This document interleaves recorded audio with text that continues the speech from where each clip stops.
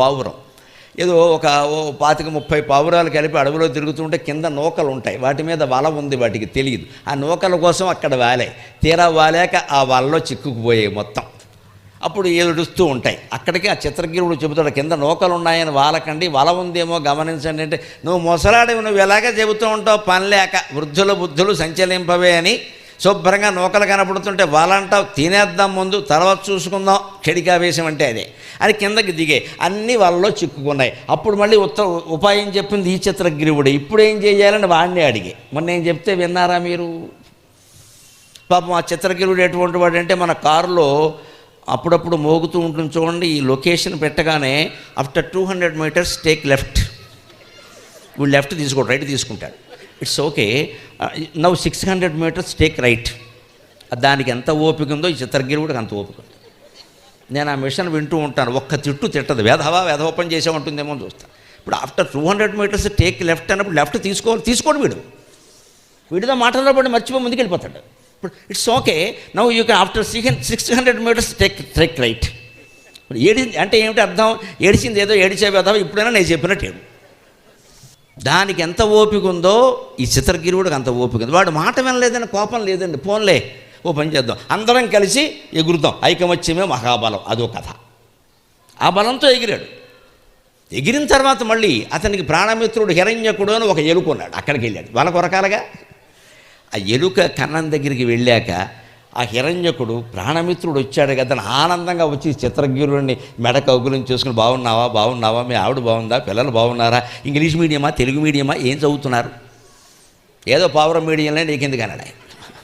అవన్నీ అయ్యాక ఇంతకీ ఏమిటంటే చూడవయా అంటే, అయితే నేను విందు ఏర్పాటు చేస్తాను, నువ్వు నేను ప్రాణమిత్రులు మనం అని ఆయన కాలికి ఉన్న బంధాలు కొరకడం మొదలు పెడితే చిత్రగిరివుడు చేసింది ఏమిటంటే, మిత్రమా నువ్వేమనుకోవద్దు, వాళ్ళందరి బంధాలు తెంచిన తర్వాత మాత్రమే నా బంధం తెంచమని అన్నాడమ్మా. అది చిత్రగిరివుడి కథ. అంటే ఎందుకని అన్నాడు ఆ మాట? ఈ చిత్రగిరివుడు బంధాలు తగ్గొట్టేస్తే ఇంకా ఎలకకి మిగిలిన వాళ్ళ బంధాల మీద ఆసక్తి ఉండదు. మా ఫ్రెండ్ నాకు దక్కాడు, మీరు అందరూ బాగుంటుంది. నా పళ్ళు కొంచెం ఈ మధ్య కొంచెం దెబ్బతిన్న డెంటిస్ట్కి చూపించదో అనుకుంటున్నాను అంటుంది, వంక పెట్టేస్తుంది. ఎందుకంటే మన అనుకున్న వాళ్ళ మీద మనకుండే ప్రేమ అందరి మీద ఉండదు కదా. కానీ చిత్రగిరివుడు తాను రాజు కాబట్టి, తనకంటే తన సాటి పౌరాల బంధ విముక్తి చాలా ముఖ్యం కాబట్టి, ముందు వాటన్నిటి బంధాలు తెంచాక మాత్రమే నాకు బంధాలు అవసరం, లేకపోతే నీ పళ్ళు పనిచేయకపోతే నేను ఎలా వదిలి అంటే, ఆ ఎలక చిత్రగిరివుడు మీద ప్రేమతో అన్నిటి బంధాలు తెంచిందండి, అన్నిటి బంధాలు తెంచింది. వాన మన కోసం కురవదు. సంస్కృతంలో చెబుతారు చక్కని శ్లోకం, చాతక స్వానుమానేన జలం ప్రార్థయతే అంబుదాత్ సస్వౌదార్యతయా సర్వాం ప్లావయత్యంబునామహీం.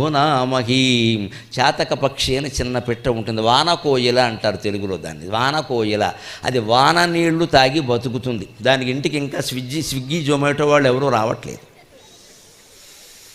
అది వాన నీళ్ళే తాగుతుంది, దానికి వేరే ఆహారం అక్కల. వానకాలంలో వాన నీళ్ళు ఉంటే బతికేస్తుంది. దాంతో 2 చుక్కల నీళ్ళు అలా ఒక చిన్న చెట్టు కొమ్మ మీద ఉండే అలా ముక్కు నోరు అది 2 ఒకటేగా తెరిచి 2 బొట్లు వాన నీళ్ళు పడకుండా, డిస్టిల్డ్ వాటర్ కదా పవిత్ర ఉదకం, అందులో ఏమీ కలవల, నేల మీద పడలేదు కదా, ఆ నీళ్లు తాగి హాయిగా ఉంటుంది. కానీ ఆ చాతకం వాన కోసం అర్థిస్తే ఇంద్రుడు మేఘం రూపంలో వాన కురిపిస్తున్నాడు. కానీ ఆ వాన వల్ల మొత్తం భూమండలం అంతా బాగుపడిందా లేదా?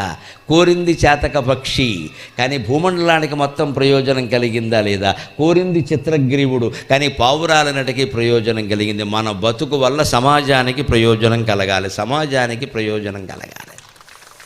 ఇక్కడ పెద్ద అపార్ట్మెంట్ సముదాయంలో ఉంటున్నారు మీరంతా, అందరి బాగు చూడాలి, అందరి బాగు చూడాలి.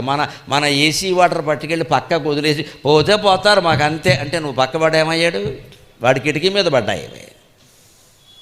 వాడు వచ్చి పైగా అడుగుతాడు, అక్కడికి ఏమంటే మీరు ఈ గొట్టం ఎలా మరి పెడతారు, ఎక్కడ పెట్టుకుంటారో అంటాం. దీనికో అసోసియేషన్, ఎందుకంటే కొట్టుకు చావడానికి, మళ్ళీ దానికో ప్రెసిడెంటు, ఇంకా కాస్త ఎక్కువ ఉంటే దానికో ఎలక్షను, అక్కడ మళ్ళీ క్యాస్ట్ ఫీలింగు. మన సంకుచిత భావాలు పోవడం లేదు. ఆ సంకుచిత భావాలు పోయి విశాలంగా ఆలోచించడమే చిత్రగ్రీవుడు కథ. ఇప్పుడు నీలగ్రీవుడు కథ, శివుడు నీలగ్రీవుడు కదా. అందుకని ఆయన అంటున్నాడు, ప్రాణేచ్ఛ వచ్చి చొచ్చిన ప్రాణుల రక్షింపవలయు ప్రభువులకెళ్ళాను. ప్రభు అంటే ఏమిటి? ప్రాణాలు కాపాడాలి కదా. అందుకే ప్రాణులకిత్తురు సాధులు ప్రాణులకిత్తురు సాధులు ప్రాణంబులు నిమిషభంగురములని మగువా. సాధువులైన వాళ్ళు, జీవితం ఎందుకో అర్థమైన వాళ్ళు, ఆత్మజ్ఞానం ఉన్నవాళ్ళు ప్రాణాలు చాలా తేలిగ్గా తృణప్రాయంగా వదిలిపెట్టేస్తారు. సుభాష్ చంద్రబోస్ ఎటువంటి వాడు, భగత్ సింగ్ ఎటువంటి వాడు, సుఖదేవ్, రాజగురువు లాంటి వాళ్ళు అందరూ ఎటువంటి వాళ్ళమ్మ, అల్లూరు సీతారామరాజు ఎటువంటి వాడు. ప్రాణాలు ఎందుకు వదిలేశారు? మన దేశానికి స్వాతంత్రం రావాలన్న కదా, దేశం కోసం కదా. వాళ్ళు దలుచుకుంటే పెళ్ళిళ్ళు చేసుకోలేరా, మనకి మళ్ళీ పిల్లల్ని కనలేరా, ఇంగ్లీష్ మీడియంలో చదివించుకోలేరా, అమెరికాలో సెటిల్ అవ్వలేరా? వాళ్ళు ఎందుకు త్యాగాలు చేశారు? దేశం బాగుండాలి, దేశం బాగుండాలి, దేశం బాగుండాలి. ఎందుకంటే వాళ్ళు సాధులు. మన బతుకు పరుల కోసం, మన కోసం కాదు ఇది అని భావించారు కాబట్టి శివుడు చెబుతున్నాడు ఇక్కడ. అటువంటి సాధువులు, మహానుభావులైన దేశభక్తులు, త్యాగమూర్తులు ఎందుకు ఇస్తారు ప్రాణాలని? ప్రాణాల రహస్యం వాటికి తెలుసు. ఎప్పుడైనా పోయేదే. కాస్త సార్థకంగా పోతే మంచిది కదా. తినేసి తినేసి తినేసి పొట్ట పెరిగిపోయి, ఒళ్ళంతా పెరిగిపోయి, బీపీ, షుగరు సహా కిడ్నీలు చెడిపోయి, ఊపిరితిత్తులు చెడిపోయి, ఇంకా ఏదైనా డాక్టర్ మందు దొరికితే బాగుండు అని ఏడుస్తూ 90 ఏళ్ళు బతకడం దేనికి ఇక్కడ? ఇంకా పెద్ద ఆసుపత్రిలో అయితే ఏమిటి, పెద్ద ఆసుపత్రి అయితే పెద్ద బిల్లు వస్తుంది. కొన్ని దేశానికి ఏమన్నా చేశాడు? ఏమీ లేదు, తినడం తప్ప. అన్నీ బాగున్నాయి కానీ తిన్నది అరగట్లేదు. మన బతుకే మనకు అరగలేదు. ఈ కాంక్ష ఏమిటి? ఆ కాంక్షకి సమాధానం హాలాహల భక్ష.